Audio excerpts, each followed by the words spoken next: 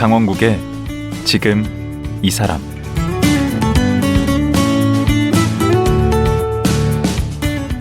안녕하세요. 강원국입니다. 어제에 이어 승효상 건축가와 말씀 나눠보겠습니다. 어제는 그의 건축 철학인 빈자의 미학에 대해 얘기를 주로 나눴습니다. 빈자의 미학은 가진 것보다는 쓰임이, 더하는 것보다 나눔이, 채우는 것보다 비움이 더 중요하다는 철학을 담고 있습니다. 요즘 승효상 건축가는 경북 군위에 사유원이라는 수목원을 조성 중이라네요. 승효상 건축가 만나보죠.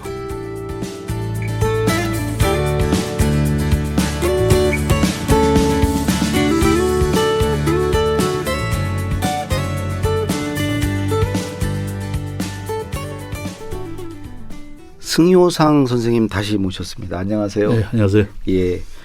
어제 이제 그 공간연구소 나온 얘기까지 들었습니다.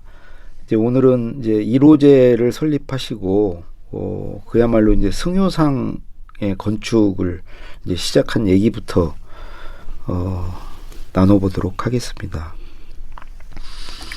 거의 15년 가까이 이제 김수근 선생님 밑에 계시다가 거기서 독립을 해서 이제 승효상을 찾아야 되잖아요. 승효상다운 뭔가를 만들어야 되잖아요.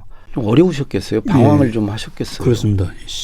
15년을 김수근 건축을 실현하느라가 몰두를 했기 때문에 뭐 몰두라고 하는 말 그 자체입니다. 제 모든 것을 다 부어서 제가 독립했을 때 재건축이 뭔지가 아니라 제가 누구인지를 갖다가 알지 못한 그런 막막한 상태였습니다. 그 이해가 됩니다. 거의 뭐 이게 김수근 선생의 빙이 돼가지고 그분의 작품을 그렇습니다. 쭉 만들었기 때문에 본인이 없었죠. 굉장히 고민이 많았습니다. 어디서부터 이 실마리를 풀어야 되는지를 갖다가 모르다가 기회가 하나 찾아온 게 그 같은 연배의 건축가들이 그룹을 하나 형성했어요. 예. 4.3그룹이라고 하는 건데. 예. 그 제주 4.3하고 관련이 있나요? 4월 3일 날 모여서 4.3 그래요? 얘기를 갖다가 했는데 좀 반동의 냄새 좀 있죠. 사실은 뭐 그것도 기대를 한 바입니다. 4.3그룹이라고 하자고 한 것도. 근데 그 당시 건축계는 보통 학연으로 이제 뭉쳐 있었어요. 그러니까 뭐 이 서울대 출신, 뭐 연대 출신, 홍대 출신, 한양대 출신이 대표적인 건데 동문회로 이제 모여서 이게 토론이 없는 선배가 뭘 하면 후배들은 뭐 지켜야 되고 뭐 이러니까 맞아요. 그렇다던데. 예, 토론이 없는 거니까 건축일 논쟁이 없어요. 이것을 타파하기 위해서 이제 30, 40대 비교적 젊은 건축가들이 모여서 논쟁 좀 하자 해서 모인 14명이 모였습니다. 아니 선생님은 서울대 건축과 그 주류에 그냥 올라타고 가시면 편하게 가실 수 있을 텐데. 저는 그 주류라고 하는 것을 전 그 주류에서 저를 배척을 했고 그 이단화였어요. 제가 잘 놀지를 않았으니까. 근데 그게 4.3그룹이라고 하는 14명이 모여서 매월 한 명씩 자기가 한 작업을 갖다가 발표를 하고 거기서 밤새도록 논쟁을 합니다. 아주 뜨겁게 논쟁을 했어요. 저도 그걸 갖다가 보면서 제가 누구인지 저 사람하고 뭐가 다른지를 갖다가 찾기 시작을 갖다가 하는 기회를 얻었습니다. 그래서 만난 지 한 2년이 흐른 다음에 1992년에 우리가 90년 4월 3일을 모였는데 92년 12월 12일 날 12.12에 전시회를 열자고 이제 쿠데타를 모의했네. 그때 이제 서로 자기가 어떤 건축을 해야 될 건지 선언을 하고 전시를 하자. 그래서 14명이 전부 다 자기의 테마를 내건 겁니다. 그럼 선생님은 뭘? 그때 내건 게 빈자의 미학을 내걸었고요. 그때 수졸당 설계를 갖다가 제시를 했고 그게 이제 저한테 족쇄가 되어서 저를 찾아 나섰죠. 찾는 계기가 되었죠. 지난 시간에 이제 대학 때 이제 강의도 별로 안 듣고 했는데 결국은 마지막에 이제 수업에 선생님께서 김수근 선생님께 추천을 해주셨다는 또 김수근 선생님이 돌아가실 때 이 사업을 맡아달라고 또 승효상 선생님한테 부탁을 했다. 그리고 보면 학창 시절이나 그 공간 연구소 시절이나 뭐 열심히 하시고 뛰어나셨나 봐요. 뛰어나게 보였죠. 미친 듯이 몰두했으니까. 제가 공간 연구소에 들어가서 첫 해에 이 모범사원 상을 받았는데 네. 들어보니까 365일 중에서 180일을 밤을 쉬었다고. 그 당시는 사회를 다 떠나고 그냥 한 곳에만 몰두했고 건축이 제 진리고 생명이라고 그렇게 믿으면서 이제 건축을 갖다가 하는 모습이 무모하게 보일 정도로 뭐 열심히 하는구나 이렇게 하겠죠. 그렇게 열심히 하면 훌륭한 건축가가 될 수 있습니까? 적어도 뭐 승효상 이상은 되겠죠. 저는 뭐 열심히만 했고요.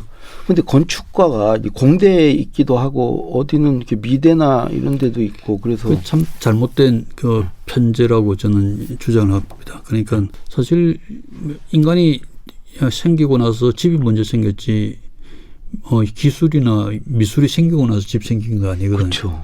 네. 건축이라고 하는 것은 남의 삶을 조직시켜주는 제 집을 짓는 사람이 아니잖아요. 남의 집을 짓는 사람이니까 남에 대해서 알아야 되고 남에 대해서 알려 그러면은 뭐 문학이나 영화나 이런 것도 굉장히 많이 봐야 되겠죠. 그래야 알지 않겠습니까? 그렇죠. 사람에 대해서 알아야죠. 어떻게 산지를 알기 위해서도 역사도 공부해야 되고 궁극적으로 왜 사는지를 알기 위해서는 철학을 공부해야 되니까 기본적으로 그는 문사철이라고 하는 게 건축의 기본 공부라고 인문학이네. 생각을 하고 건축을 굳이 어떤 과정에 집어넣는다 그러면 장르에 집어넣는다면 저는 인문학이 먼저지 기술과 예술이 결단코 문제가 아니라고 저는 주장을 하고 있고 그게 또 사실입니다.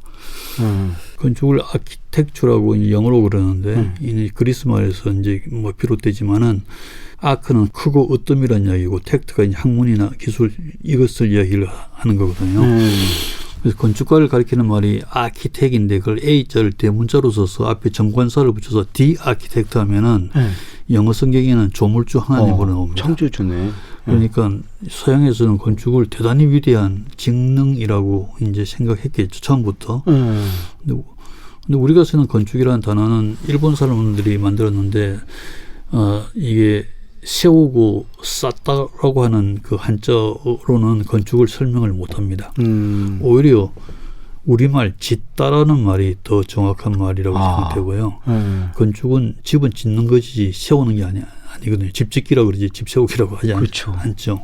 짓다라고 하는 것은 실을 짓거나 밥을 짓거나 농사를 짓거나 옷을 지을 때 쓰는 말 아닙니까? 그렇죠. 그러니까 어떤 재료를 한 사람이 건축가가 자기 사상과 이념을 집어넣어서 솜씨를 통해서 전혀 다른 물체로 창조해내는 맞습니다. 게 짓는 행위니까. 우리 나태주 선생님도 신은 만드는 게 아니고 짓는 거다. 그렇습니다. 낳는 거다.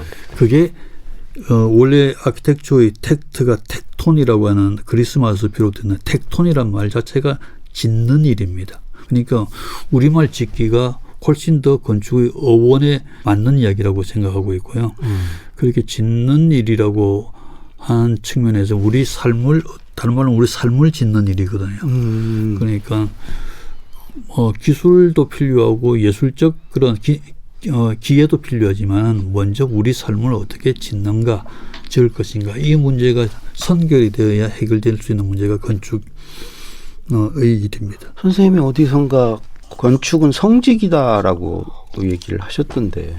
남의 삶을 다루는 일이니까 제가 잘못 선을 그으면 그 사람 삶이 나빠질 수도 있으니까 조심스럽고 그래서 건축가의 선이라고 하는 것은 일필휘지를 하면 안 된다고 주장을 하고 있고요. 항상 주저하고 망설이고 뭐 이게 머뭇대어야 그런 선을 갖다가 이제 긋는 게 마땅하다고 생각하고 있기 때문에 이건 성직일 수밖에 없죠. 그 원래 그 어제 시간에도 그 신학을 하고 싶으셨다고 그랬는데 결국 이제 건축학을 하셨는데 결국 그 연결이 되네요. 예. 그래서 좀 저는 건축으로 신학하고 있다고 그렇게 생각하고 있습니다. 그 5월이면 그 이제 노무현 대통령 그 14 13주기가 이제 다가오는데 그 왜 제가 이 말씀을 꺼내냐면 그 묘역을 또 설계하셨잖아요. 예. 노 대통령님 돌아가신 직후에 바로 이게 그 작은 비석을 세워달라고 하셨으니까 그 예. 유언을 실천하기 위해서 위원회가 직후에 결성이 됐고요. 예. 우선 49제는 모셔야 되니까 급하죠. 예. 그래서 그 위원회에 참가해달라고 해서 참가를 했고, 묘역은 원래 그 사저 뒤쪽에 묘역 장소를 만들어 놓으셨다고 그랬는데 예.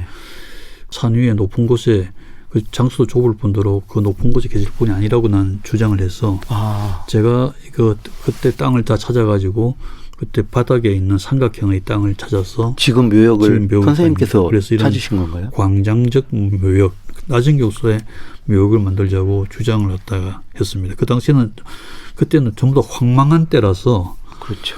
예, 누구도 뭐 이게 세게 주장하면은 뭐 거스릴 수가 없어서 제가 하도 세게 주장하는 바람에 결정을 그렇게 하고요. 예. 많은 사람이 끊임없이 의심을 했는데 예. 그렇게 제가 먼저 이제 스케치로 이제 도면을 그려서 이렇게 지읍시다고 먼저 제가 항상 안을 먼저 내었죠. 거기는 정말 잘 해놓으신 것 같아요. 거기는 가면 그냥 입구부터 경건해지는 마음이 이렇게 절로 들거든요. 그 바닥에 깐 박석도 선생님이 제가 제안하신 건가요? 빈문을 따로 만들지 말고 예. 그 추모 기간에 있었던 그 글들이 너무 구구절절하니까 그걸 돌에 새겨서 깔자고 제가 이야기를 갖다 해서 깔았고요. 왜냐하면은 묘역은 사실은 죽은 사람이 사실은 없거든요. 사람은 영혼 육체로 구성되어 있는데 육체에 뭐 화장했는데 육체가 없지 않습니까? 영혼도 뭐 혼이라고 하는 것은 열정 마음인데 이미 뭐 육체의 소멸과도 벌써 없어졌고 영이라고 하는 것은 뭐 구천으로 뭐 올라가고 뭐 천당이나 지옥 가기 때문에 없죠. 그러니까 무덤에는 실체가 없는 겁니다. 무덤을 왜 만드느냐 하면은 남은 자인 우리가 그 사건을 계기로 스스로 성찰하기 위해서 만드는 게 무덤이라고 묘역이라고 저는 그렇게 평소에 알고 있기 때문에 맞네요. 그 공간은 노무현 대통령을 위한 장소가 아니라 남은 자인 우리를 위한 장소가 되어야 된다고 제가 굳게 믿어서 그렇게 조성을 갖다 했지. 최근에는 또 경북 군위에 사유원이라는 걸 또 설계하셨어요. 사유원. 한 15년째 계속 그 작업을 하고 있습니다. 아직 완전히 끝난 것도 아니고 마지막으로 수도원 같은 호텔을 하나 지어야 이제 끝이 나게 되는데. 이 어떤 곳이죠? 어떤 대구의 기업 태창철강을 하시는 유재성 회장이라는 분이 자연과 수목을 굉장히 사랑하시는 분이고 이분은 사실은 대구 경북지방의 대단한 문화예술 후원자이십니다. 자기 이름을 나타내기 싫어하시는 분인데 자연을 뭐 너무너무 좋아하셔서 희귀한 식목을 갖다가 계속 수집하시다가 그걸 가지고 수목원을 만들겠다고 하시는 바람에 군위의 북해면에 한 20만 평 가까운 땅을 갖다 구입을 하시고 그걸 15년 전에 저하고 의논을 하기 시작했죠. 그래서 제가 그 뜻을 너무 잘 알기 때문에 일반적인 수목원이 아니라 스스로를 성찰하고 사유하는 그런 어떤 장소로 만들자고 하니까 그분이 그냥 그 자리에서 사유원으로 그냥 합시다 해서 제목을 사유원으로 정했고요. 제목을 아마 그렇게 정하면은 그다음부터는 뭐 그게 하나의 강령이 되어서 그 다음에 그 안에서 벌어지는 모든 시설이나 행위들이 그렇게 따라가기 마련이라서 그 이후로 여러 가지 시설을 만들었는데 전부 그렇게 우리 스스로를 성찰하고 묵상할 수 있는 그런 어떤 이 분위기를 갖다 조성해주는 작업을 계속 해왔습니다. 그 사유원 공간 중에 새들의 수도원이라는 곳이 있다고 그러는데 이건 어떤 공간이죠? 조사라 그러는데 그 새들의 수도원 말고도 사유원에 있는 공간들이 뭐 명정, 생각하는 뜰이라든가 와사, 누워있는 수도원이라든가 첨단, 별을 보는 이 기단이라든가 이런 등등 그 이름만 이해하면 이게 뭔가 이게 특별한 공간이라고 하는 걸 다 알 수 있는 그런 시설들이 꽤 있습니다. 예. 그 중에 거의 마지막으로 설계했던 게 조사라고 하는 새들의 수도원인데 대나무로 이제 다 엮어서 올렸어요. 시반 5m 되는데 고층이죠. 원래는 이 건축주께서 이 새 집을 하나 지어야 되겠다고 저한테 부탁을 하셨어요. 새들이 굉장히 많이 들어오는데 제가 생각에는 뭐 사유원이니까 새들도 사유하면 안 될까 하는 생각이 이제 이르렀고 새들의 생태를 조사해 보니까 거기에 오는 새들이 맨 위에 나는 새가 있고 중간 부분에 있는 새가 딱딱구리 같은 건 중간에 있죠. 그리고 물가에 있는 뭐 새들도 있고 그래서 타워를 하나 이제 짓때 그 새들마다 이 생태를 감안해서 수도원의 기능을 집어넣자 해서 맨 위에는 이제 채플을 집었고 그 다음에는 이제 기도실을 넣었고 그 다음 층에는 이제 기숙사를 넣고 그 다음 층에는 독서실을 넣고 그 밑 배나리는 식당 넣고 해서 수도원에 있는 기능들 그대로 넣었죠. 새들도 저렇게 사유하는구나. 그 십자가도 있습니다. 스탠드 크로스도 있고. 그럼 지금 일반인들이 거기 갈 수 있나요? 예, 이때까지 인터넷으로 제한된 인원이 신청을 받아서 갔는데 폭발적으로 인기를 얻고 있는 것 같습니다. 지금 젊은이들인데 그게 핫플레이스가 되어 있는 것 같고요. 5월 달부터는 이 코로나도 지금 뭐 거의 종식되는 분위기라서 그냥 일반인들도 그냥 신청만 하면 가서 볼 수가 있습니다. 아주 이게 저는 오늘 처음 들었는데 경북에 아주 명소가 됐네요. 이게 세계적으로 제가 아는 한 이런 유의 장소가 없는 것으로 알고 있습니다. 그래서 경북의 명소가 아니라 우리나라가 앞으로 자랑해야 마땅할 그런 어떤 장소고 저는 여기 와서 뭐 건축도 볼만하지만은 그 속에 있는 뭐 600년 된 모가나무 뭐 200~300년 된 뭐 배롱나무 뭐 느티나무 숲 뭐 이런 유의 수목들은 딴 데서 집단적으로 볼 수가 없는 그런 어떤 풍경입니다. 그 선생님께서 그 우리 건축이 그 영성을 상실하고 있다. 그 영성이라는 게 그 건축에 이렇게 깃들여져 있어야 되나요? 영성이 이 건축에 깃들여져 있어야 되는 게 아니라 우리 삶에 깃들여져 있어야죠. 근데 사실은 우리 삶에는 옛날에는 다 이게 있었습니다. 어떻게 보면 다른 나라들은 아직도 있어요. 가까운 일본만 하더라도 이 도시 한복판에 마을 한복판에 무덤이 있거든요. 서양의 뭐 오래된 마을은 뭐 이게 무덤이 뭐 마을 어귀에도 있고 뭐 다 그렇죠. 우리도 옛날에 사당 같은 거 있었잖아요. 그렇습니다. 그러니까 우리도 옛날에는 집 안에도 죽은 자가 있는 사당이 있고 혹은 뭐 이게 그런 사당을 모실 집이 아니면은 성주신이라고 해서 부엌에도 뭐 신이 있다고 믿었고 그러니까 우리가 상냥식 때 신에게 제사도 지내고 뭐 이러잖아요. 그러니까 신과 더불어 혹은 무덤도 바로 집 뒤 언덕에 또 있고 해서 죽은 자와 더불어서 항상 있었으니까 항상 우리의 영성과 영혼을 갖다가 항상 맑게 하고 조심하는 그런 어떤 삶을 살았는데 현대에 들어오면서 무덤, 뭐 부동산 때문에 무덤을 다 쫓아보냈고 종교시설은 상업시설보다 더한 꼴로 변했고 그러니까 다 메말라버린 상태죠.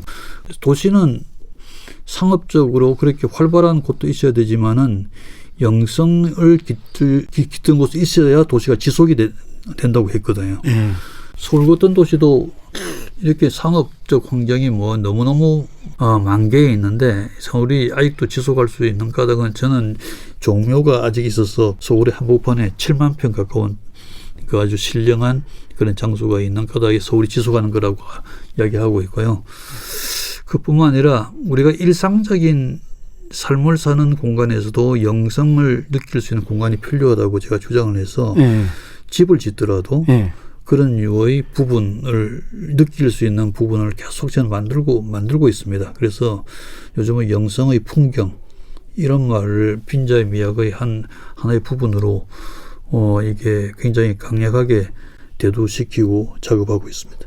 아, 그러면 어떤 묵상의 공간 같은 거를 집에 두는 건가요? 그렇죠. 그러니까 그런 류의 공간을 우리가 아무리 작아도 갖자고 하는 거고, 혹은 거실에서도 부분적으로 이렇게 높여가지고 예. 그런 부분이 뜻하지 않는 비일상적 공간을 갖다 만나는 순간이 되면은 자기 영혼을 두드리게 되니까 그런 공간을 갖다가 우리가 쉽게 만날 수 있게 하자 하는 얘기고요. 그 집이 아니라도 뭐 자기 사무실이나 다른 류의 어떤 뭐 시설에서도 그런 공간을 만드는 것이 중요하지 않을까 생각을 했다가 해서 요즘은 제가 지난 주말에 영성의 지도라고 하는 그 루트를 하나 만들었어요. 그게 뭐죠? 낙동강변 주변에 제가 설계한 건축들이 꽤 있습니다. 근데 그게 영성과 관련된 시설들이 꽤 있어요.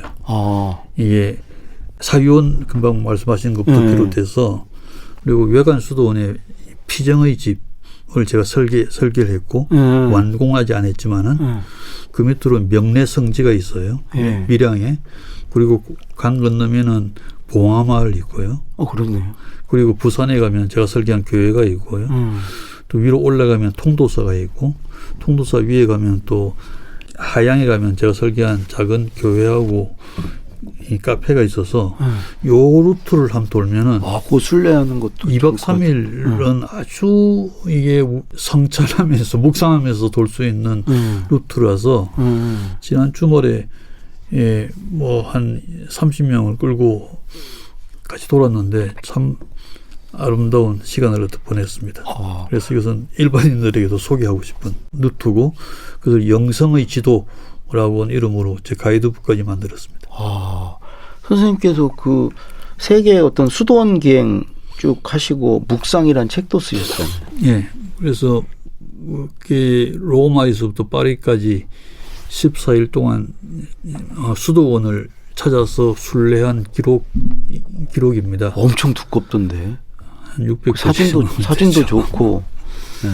그 글을 정말 잘 쓰시던데. 에이, 별 말씀. 뭐 강쌤보다 뭐. 깜짝 놀랐어요. 수도원 기행 그 투 같은 건 안 쓰십니까? 제가 기회가 되면 쓰고 싶은 책 하나가 더 있는 게 묘지순례입니다. 묘지순례. 예. 묘지가 있는 곳이 우선 풍경이 굉장히 좋아요. 풍광이 그렇죠. 뭐 우리나라도 그렇지만 다른 나라도 풍광이 굉장히 좋고, 그 묘지에 있는 그 묘소들의 그 형태 자체가 그 지방의 아주 근본적인 건축 형태여서 건축을 이야기하기도 굉장히 좋고, 그 묘소에 묻혀져 있는 사람들의 삶에 관한 이야기도 굉장히 좋아서 그러네요. 한 번은 그에 관한 책을 한번 써야 되겠다는 생각을 갖고 있습니다. 선생님께서는 그 준공식에 가급적 안 가신다면서, 본인이 설계한 집의 준공식. 가기가 싫죠. 왜 그러신 거죠? 설계할 때는 뭐 위대한 것이 될 것에서 마음이 굉장히 흥분되고, 또 골조를 올릴 때까지만 해도 굉장히 드디어 뭐 걸작이 하나 오나 싶은데 마감하기 시작하면은 제 실수가 뭐 너무너무 보여서 준공식 때쯤 되면 완전히 뭐 그냥 그 건물을 없애버리고 싶은 생각이 그냥 큽니다. 건축이라고 하는 게 이제 다른 뭐 예컨대 뭐 음악이나 미술하는 사람은 밀실에서 혼자 작업해서 발표한 것뿐이지만은 건축은 협업을 하지 않으면 안 되는 작업이거든요. 그러네요. 뭐 직원들하고 협력하는 것도 그렇고 협력업체도 그렇고 건축주가 우선 있어야 되는 작업이고 그 사람의 그 의뢰에 의해서 되는 작업이고 또 시공이라고 하는 과정이 땀을 통해서 이제 이게 이루어지는 거니까 뜻대로 안 되겠네. 뜻대로 된다고 하는 게 굉장히 힘들죠. 그래서 뜻대로 되기 위해서 모든 단계마다 싸워야 되는 게, 처절하게 싸워야 되는 거예요. 맨 처음엔 자기하고 싸우지만 남들하고 싸워야 되고, 그러니까 성질이 좋으면 안 됩니다. 성질이 나빠야 되고요. 그래서 승리하기 위해서 결국 막 완성되는 게 그래도 남에게 감동을 준다 그러면은 맨 처음에 가졌던 생각은 어마어마하게 감동적인 생각이었다고 깎이고 합니다. 깎여서 그러니까 결국 형해만 남아 있는 경우도 굉장히 많고요. 그러니까 그걸 보면은 맨 처음에 생각과 비교하면 너무나도 가기도 싫고 너무나도 억울하고 슬픈 그런 어떤 결과일. 그 시작은 경우가. 장대했으나 끝은 아주 미묘한 게 건축이네요. 그래서 다음번에는 이러지 않아야지 매번 결심을 하는데 똑같습니다. 그럼 지금 한 40년간 해오시면서 매번 그러신 거예요? 예. 그래서 언젠가는 지금은 제가 70의 나이인데 사실은 이 70의 나이가 건축을 제일 잘 할 수 있는 나이거든요. 예. 세상에 남아있는 걸작들을 만든 그 당시 건축가들 나이가 보통 지금 70의 나이대입니다. 그러니까 건축이라고 하는 게 삶에 대한 관조도 있고 성찰도 있고 난 다음에 이제 이해도 있고 지어야 되는 그런 모양이라고 저는 생각을 갖다 동의를 하고요. 딱 그 이제 지금이 시기네요. 딱 제가 지금 가장 좋은 작업을 할 수 있을 때인데 또 실패를 안 할 수 있을까 이런 불안장애 강박관념에 항상 근데 그런 강박이 좀 있어야 되지 않나요? 늘 조심스럽고. 그게 건축가라 그러면 다른 사람의 생명을 삶을 다루는 것이니까 그 강박관념에 항상 있어야 되는 게 당연하다고 생각되는데 그게 저한테는 좀 정도가 좀 커서 조금 문제스럽기도 합니다. 아니 그런 건 그 책임감 같은 거 같은데 건축에 대한 얘기는 좀 재밌네요. 계속 예, 듣고 싶은데 건축이 우리 삶에 관한 이야기니까 당연히 뭐 재미없을 수가 없죠. 그 이제 마쳐야 되겠네요. 시간이 다 돼서. 아 그렇습니까? 네. 어제 오늘 나와주셔서 정말 고맙습니다. 네 감사합니다. 불러주셔서. 예, 건축가 승효상 선생이었습니다.